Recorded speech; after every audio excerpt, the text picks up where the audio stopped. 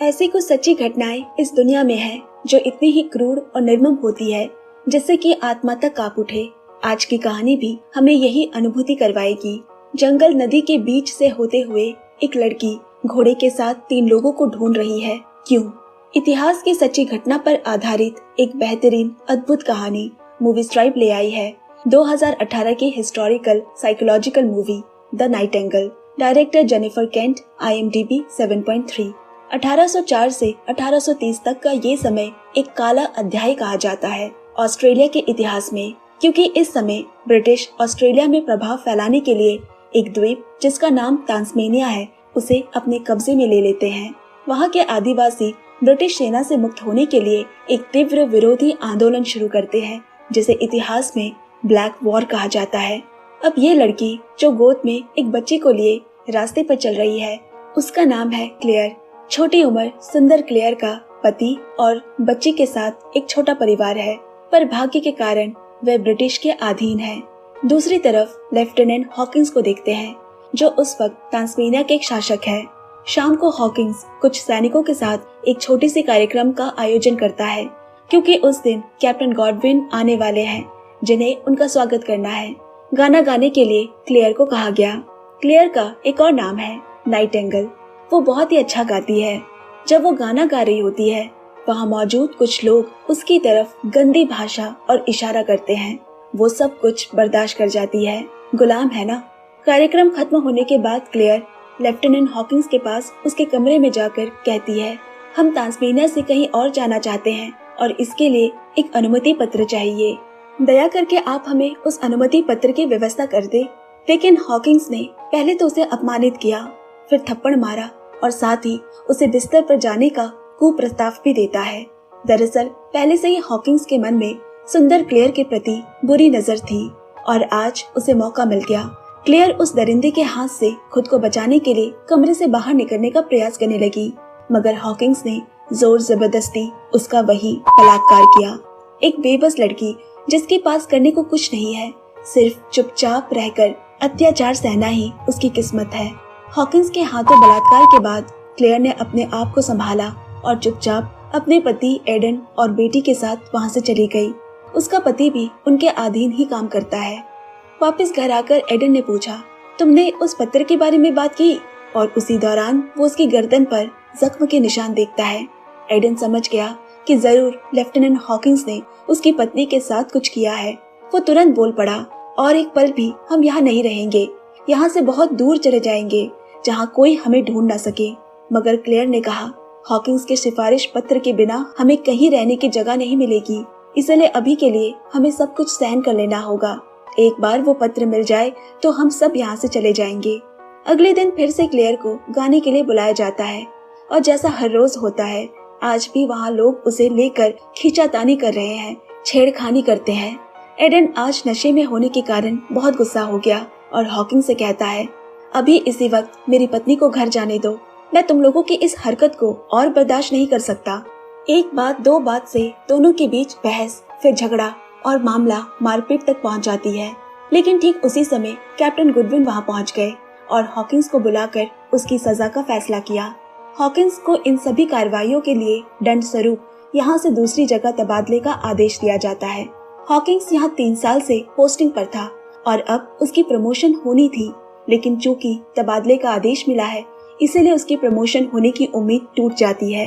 Hawkins का गुस्सा sir चढ़कर बोल रहा था।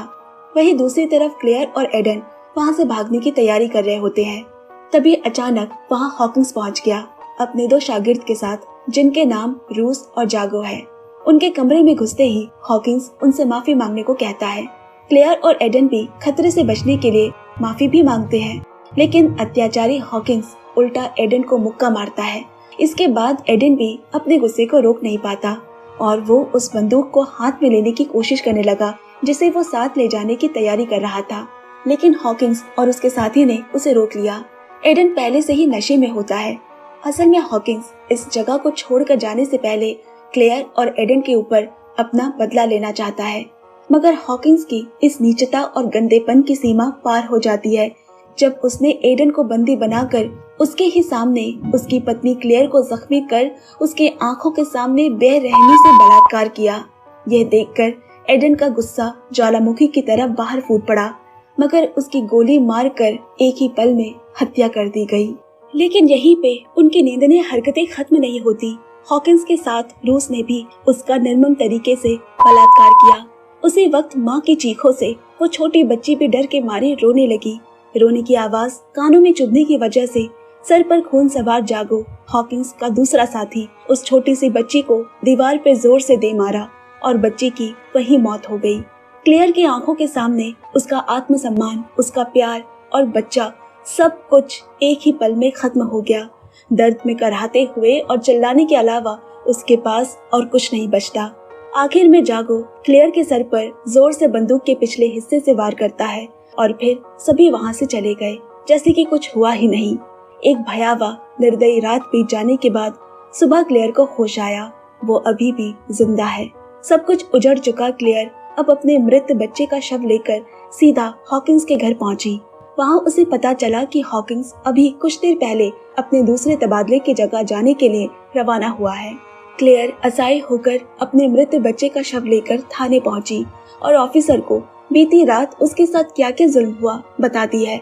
लेकिन ऑफिसर क्लेयर के उस मृत बच्चे का शरीर देखने के बाद भी ना तो उसकी बातों पर विश्वास करता है और ना कोई रिपोर्ट लिखी। उस समय क्लेयर के मन में आग धधक रही होती है, जो कि बदले की आग थी। क्लेयर अपने दोस्त और उसके पति से कहती है, मैं हॉकिंस और उसके साथियों को ढूंढकर इन सब का बदला लेना चाहती हूँ। लेकिन वह ब्रिटिश के डर से उसके साथ जाने को तैयार नहीं होते। तब क्लेयर अपने पति और बच्चे का अंतिम क्रियाक्रम पूरा करने का जिम्मा उन्हें देकर अपने घोड़े पर सवार वहां से रवाना हो गई। उसका बस अब एक ही मकसद है, किसी भी कीमत पर लेफ्टिनेंट हॉकिंस और उसके दोनों साथियों को ढूंढ निकालना और बदला। एक माँ के दिल का कठोर होना, मतलब कि उसके दिल को कितने ही गहरे जख्म लगे हैं कि अब तो दर्द भी महसूस नहीं होता। लेकिन ये उस दौर की बात थी जब वाहन इतनी आसानी से उपलब्ध नहीं थे, खासकर तास्मेनिया जैसे द्वीप के लिए। इसलिए इस द्वीप के अंदर कहीं जाने के लिए घोड़ा या टांगा ही एकमात्र माध्यम था और जंगल के रास्ते से जाना पड़ता था। लेकिन अगर जंगल के रास्ते का ठीक से पता न हो तो रास्ता खो जाने का डर भी रहता है, ऊपर से जंगली जानवरों का डर। इसीलिए क्लेयर बिली तास्मेनिया के एक आदिवासी लड़के से मदद मांगती है रास्ता दिखाने में। बिली पहले जाने के लिए राजी नहीं होता, मगर जब क्लेयर ने बताया कि लेफ्टिनेंट हॉकिंस उसके पति एडन को अपने साथ ले गया है और वो अपने पति से मिलना चाहती है, तब अंत में बिली राजी हो गया, एक मोटी कीमत के बदले। और फिर दोनों चल पड़े अपने लक्ष्य की ओर। क्लेयर घोड़े पर सवार बिली की ओर बंदूक तानकर आगे बढ़ने लगी, क्योंकि अब वो किसी पर भी भरोसा नहीं कर सकती। ब्रिटिश सेना की क्रूरता का दृश्य देखते हुए दोनों रास्ते पर चल रहे हैं। कितने ही असहाय लोगों के घर जलाए गए, कितने ही निर्दोष आदिवासी को निर्दयता से मारकर पेड़ों पर लटकाया गया है। यहाँ तक कि निर्दयी ब्रिटिश सैनिक ने जानवरों को भी नहीं बख्शा। इसी बीच जंगल के अंदर कुछ दूर जाते ही अचानक गोली चलने की आवाज आई और बिली वहाँ से भाग गया। बिली दरअसल बहुत डरपोक इंसान था। अब एक आयरिश आदमी अचानक बंदूक लेकर सामने आया, लेकिन उसका उद्देश्य क्लेयर को नुकसान पहुंचाना नहीं था। वो बस उसे सावधान करने आया था, जिससे कि आगे जंगल के अंदर जाने पर किसी मुसीबत में वो न पड़ जाए। लेकिन क्लेयर किसी भी तरह की बाधा मानने को तैयार नहीं। कुछ देर बाद बिली फिर से उसके सामने आ मिला। दूसरी तरफ देखा गया कि हॉकिंस अपने साथी रूस और जागो के साथ एक बुजुर्ग आदिवासी को मार्गदर्शक के तौर पर लेकर अपने गंतव्य की ओर बढ़ रहे हैं। उनके साथ कुछ कर्मचारी भी है। गंतव्य तक पहुंचने में उन्हें और 3 दिन का समय लगेगा। रात में जब वो एक जगह आराम कर रहे थे, उनमें से जागो, जो उस छोटी बच्ची यानी क्लेयर की बेटी के हत्या का अफसोस कर रहा था। अब रात का अंधेरा खत्म होते ही क्लेयर बारिश में ही घोड़े लेकर अपने गंतव्य की ओर निकल पड़ी। भूख, प्यास, खतरनाक जंगल, कोई भी उसकी रुकावट नहीं बन सकती। थोड़ा आगे बढ़ने के बाद रास्ते पर कदमों के निशान देख बिली ने बताया कि हॉकिंस को लेकर कुल 7 लोग हैं और उनमें एक बच्चा भी है। वो इसी रास्ते से आए हैं। उसने ये भी बताया कि उसे आदिवासियों से पता लगा है कि हॉकिंस के साथ जो मार्गदर्शक बुजुर्ग है वो असल में उसके चाचा है। अब चूंकि क्लेयर इस जंगलों के बीच ही हॉकिंस को पकड़ना चाहती है, उसे उन तक जल्दी पहुंचने की जरूरत है। इसीलिए बिली अब उसे एक संकरी रास्ते से ले जाना शुरू करता है, लेकिन रास्ता है बहुत कठिन। थोड़ी दूर जाने के बाद अचानक क्लेयर ने देखा कि बिली कहीं गुम हो गया। कदम बढ़ाने पर क्लेयर का कुछ अंग्रेजों से सामना पड़ा। वहाँ से घोड़े दौड़ाते हुए वो आगे की ओर बढ़ गई। कुछ दूर उनकी नजरों से दूर भागने के बाद बिली एक बार फिर उसके सामने आ गया। क्लेयर ने बिली से कहा, तुम बार बार यूं उन्हें देखकर क्यों छुप जा रहे हो? बिली बोला, क्योंकि हमारे यहाँ जब भी कोई काला चमड़ा वाला दिखता है तो अंग्रेज उस पर गोली चला देते हैं, इसलिए अपनी जान बचाने के लिए मैं बार बार छुप रहा हूँ।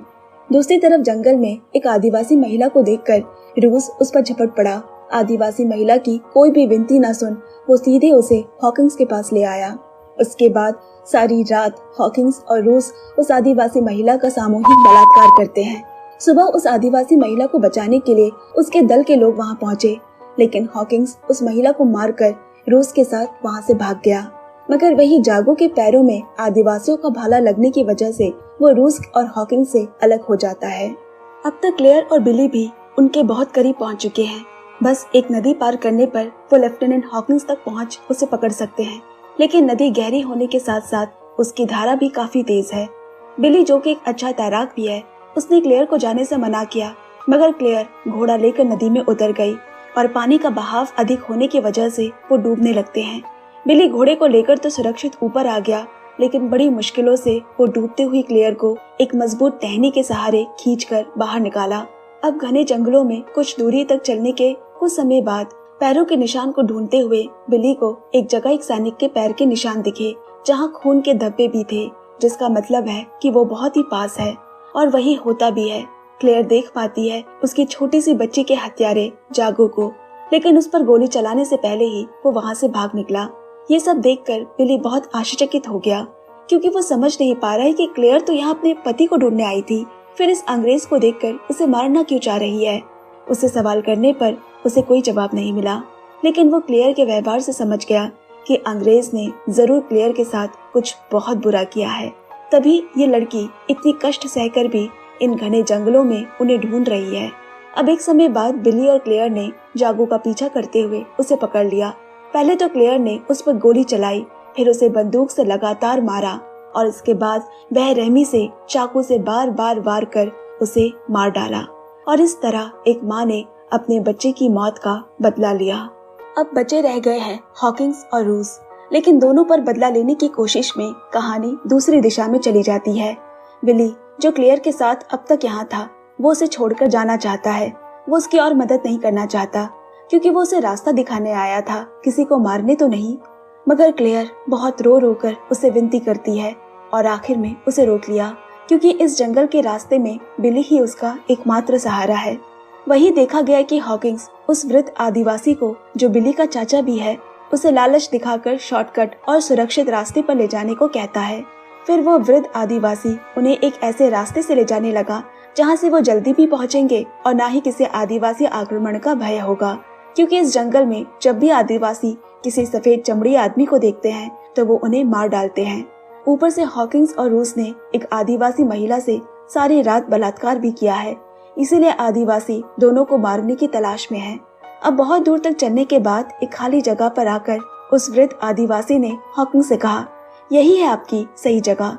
हॉकिंस आश्चर्यचकित होकर कहता है, इस खाली जगह के पास क्या है? यहाँ कोई रास्ता है? दरअसल वृद्ध आदिवासी जानबूझकर दोनों को गलत जगह लेकर आया है, जो कि उनकी पहुँचने वाली जगह से बिल्कुल विपरीत है। और इसकी वजह यह है कि वो अंग्रेजों को बिल्कुल बर्दाश्त नहीं कर सकता। इसीलिए जब उसने जंगल में दो अंग्रेजों को अकेला पाया तो उसने बदला लेने के लिए उन्हें गलत रास्ते पर ले आया। इसके बाद गुस्से में आकर अत्याचारी रूस ने उस वृद्ध आदिवासी को गोली मारकर हत्या कर दी।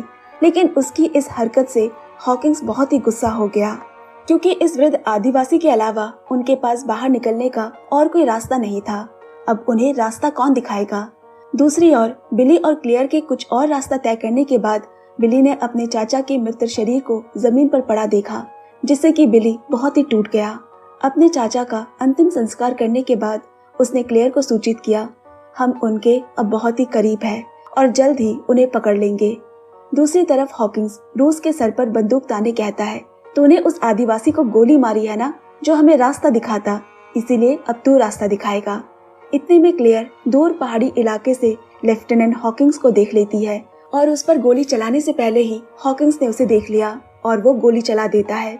सौभाग्यवश गोली क्लेयर के हाथ में लगने से बच जाती है, लेकिन गोली की चोट के डर से वो वहाँ से भागने लगी। अब बिली क्लेयर के घोड़े लेने की कोशिश में लेफ्टिनेंट हॉकिंस के हाथों पकड़ा गया। हॉकिंस ने उससे क्लेयर का पता पूछा, लेकिन बिली ने उसे उल्टा सीधा समझा दिया, मगर उसका पता नहीं बताया। इसके बाद हॉकिंस अपने दल में शामिल एक बच्चे के हाथ बंदूक पकड़ाकर कहता है, अगर बिली हमें रास्ता नहीं दिखाएगा तो उसे गोली मार देना। यानी अब वो बिली को अपना मार्गदर्शक बनाकर जंगल से बाहर निकलने का रास्ता खोजने लगते हैं। बिली के पकड़े जाने के बाद रात के अंधेरे में जंगल में क्लेयर पागलों की तरह बर्ताव करने लगी। कहाँ जाए, क्या करे। दूसरी तरफ सुबह होते ही अपने गंतव्य तक पहुंचकर हॉकिंस उस बच्चे को बिली को मार देने का निर्देश देता है, लेकिन बच्चे का निशाना चूक गया और इसी मौके में बिली वहां से भाग गया और इस चूक के लिए हॉकिंस ने उस मासूम बच्चे को भी मार डाला। अगले दिन यहाँ सुबह क्लेयर जंगल में अकेले घूमते घूमते सड़क के किनारे एक घोड़ा गाड़ी देख उसे रोक मदद मांगती है। गाड़ी के मालिक ने उसे पीछे जाकर बैठ जाने को कहा। थोड़ी देर में उसने तभी बिली को भी देखा। अब दोनों साथ चलते चलते एक घर देखते हैं जहाँ कुछ शव पड़े हैं। हो सकता है कि अंग्रेजों ने उन्हें मार डाला हो। वहाँ से वे अपने जरूरी कपड़े और एक बंदूक लेकर निकल पड़े। रास्ते में उनका सामना एक वृद्ध से हुआ। उन्हें देख क्लेयर ने उनके ऊपर बंदूक ताना और मदद करने को कहा, लेकिन वो उसे अपने घर ले आए। असल में वो अंग्रेज होने पर भी अपनी इंसानियत को नहीं भूले थे। अगली सुबह उस आदमी ने हॉकिंस के तबादले वाले स्थानीय जगह पर दोनों को उतार दिया। वहाँ क्लेयर अपने घोड़े को देख समझ जाती है कि आसपास ही कहीं हॉकिंस और रूस है, और एक समय में क्लेयर दोनों को ढूंढ भी लेती है। मगर जैसे ही हॉकिंस ने क्लेयर को देखा, वो उसे धमकी देता है कि अगर वो उसके सामने आए या कुछ करने की कोशिश की तो उन्हें घोड़ा चोरी करने के इल्जाम और उसे खून करने की मंशा से जेल में डाल दिया जाएगा। मगर क्लेयर की सहन शक्ति की सीमा पार हो चुकी है और वो कुछ भी सहने को अब तैयार नहीं, ना ही वो दबेगी। इसलिए वो वहाँ मौजूद सभी लोगों के सामने खड़े होकर हॉकिंस ने उसके और उसके परिवार के साथ क्या क्या जुल्म किया सब कुछ बता देती है, और फिर एक ठंडी सांस भरते हुए बोली, मैं तो बहुत पहले मर चुकी हूँ, मुझे और वो मार नहीं सकता। हॉकिंस उसकी विरोधपूर्ण बातों को सहन नहीं कर पाया और उसने उसे थप्पड़ मार दिया। इसके बाद क्लेयर के वहाँ से बाहर आने पर बिली घोड़े के साथ उसे वहाँ से लेकर चला गया, लेकिन बदला अभी भी बाकी था। अब आधी रात बिली को देखा गया कि वो अपने पूरे शरीर पर कुछ आदिवासियों का लेप लगाकर एक अलग ही अंदाज में सजा हुआ है। इस बीच नींद से जागकर क्लेयर बिली को अपने पास में न देख उसे ढूंढने लगी और देखा कि बिली हॉकिंस के घर के बाहर खड़ा है। उसके हाथ में कुछ भाला जैसा है। बिली सीधा हॉकिंस के कमरे में जाकर बिना किसी डर बिना किसी सोच के हाथ में पकड़ा वो भाला सीधा उसके सीने पर दे मारा और उस लेफ्टिनेंट हॉकिंस की वही मौत हो गई। तभी उस वक्त रूस वहां आकर बिली पर गोली से हमला करता है, मगर बिली घायल होने के बावजूद खुद को मजबूत करता है और रूस के गले में वही हथियार गड़ाकर उसे भी मौत के घाट उतार दिया। और इस तरह बिली ने क्लेयर के साथ हुए जुल्म का बदला लिया। उसने ये सिर्फ क्लेयर का ही बदला लेने के लिए नहीं किया था, बल्कि इस घटना का मकसद था हर दिन शोषित हो रहे निर्दोष आदिवासियों का बदला। अब यहाँ दो लोग मारे गए हैं, एक हॉकिंस और दूसरा रूस। अब इतनी बड़ी घटना घटने के बाद उनका वहाँ रहना सुरक्षित नहीं, इसीलिए क्लेयर बिली के कहे मुताबिक उसे समंदर के किनारे ले आई जहाँ वे सुरक्षित है। वहाँ पहुंचकर देखते हैं कि बिली के इतने घायल होने पे भी वो अपने दुख दर्द के बीच नाच रहा होता है, क्योंकि वो सफेद चमड़ी वाले दो लोगों को मार कर आया है। उसके मन में अनंत खुशी और एक संतुष्टि थी, और इसी के साथ क्लेयर की आंखों में भी आंसू थे। रोते रोते वो वही गीत गुनगुना रही होती है जो वो अपने पति और बच्चे के साथ गाया करती थी। रात का अंधेरा छट गया है, सूरज उग चुका है। ये सूरज बिली और क्लेयर के जीवन में एक नई उम्मीद की किरण, एक नई रोशनी लेकर आया है। और इसी सत्य घटना पर आधारित ये कहानी भी यही समाप्त हो जाती है। धन्यवाद दोस्तों, अगर कहानी आपके भी दिल तक पहुंची हो तो जरूर इस वीडियो को लाइक और शेयर कर दे, और नए हो तो चैनल सब्सक्राइब और बेल आइकन प्रेस करके पक्के से जाए। आप सबका सपोर्ट और प्यार ही हमें आगे बढ़ने में मदद करेगी। अगले एक और कहानी के साथ मिलती हूँ, तब तक सुनते और सुनाते रहिए movies tribe. Bye bye and take care.